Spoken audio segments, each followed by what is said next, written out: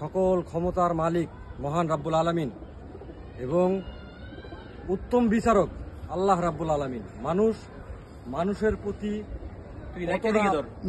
পাষাণ, কতটা হিংস্র হইতে পারে আমরা বাঙালিরা হয়তো দেখছি যে ফিলিস্তিনি জনগণদের উপরে ইসরায়েলি বর্বরতা, তাদের ক্ষমতা ছিল, তারা মিসাইল ট্যাঙ্ক দিয়ে হামলা করছে, কিন্তু আমাদের বাংলাদেশের প্রেক্ষাপটে একটা মানুষের উপরে আরেকটা মানুষের ক্ষোভের বহিঃপ্রকাশ কতটা ভয়ঙ্কর হইতে পারে, যে নিরীহ নিরস্ত্র অবলা নিষ্পাপ নিষ্কলঙ্ক মাসুম বেগুনা নিষ্পাপ পাখি, আমার খুব পছন্দের পাখি ছিল।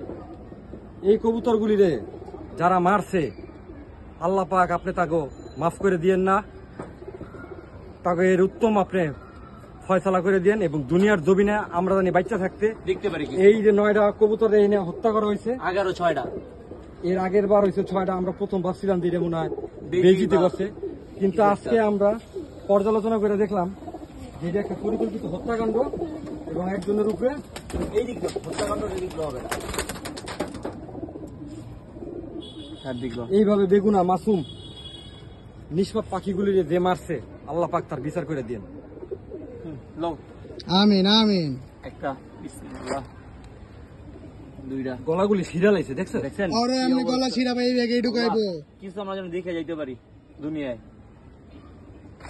মাথাগুলি বাইরে বাইরে এসে আর কোথাও কোন স্পট নাই, আপনারা দেখেন কোথাও কোন স্পট নেই, খালি মাথা গেলার ভিতরে বাইরে রেখে চলে গেছে। কালকে রাত্রের ঘটনা এটা, বৃষ্টির ভিতরে আমরা ছিলাম না কেউ, দেখেন খালি মাথার উপরে দেখেন। আল্লাহ মাফ করো, আল্লাহ তুমি ওর মাথার মধ্যে বরকত দিয়ে দাও, বুদ্ধি দিয়ে দাও। দেখেন পুরো মাথার কিচ্ছু নাই, সেচ্চা লাইছে বাইরে, এটা তো মনে মাথাই নাই। ইস আল্লাহ, মুচরাইছে, এটা মুচরাইছে, মুচরাইয়া একদম পুরা ছিঁড়া লাইতে চাইছিল কিন্তু ছিঁড়তে পারে না। এই দেখেন কি অবস্থা।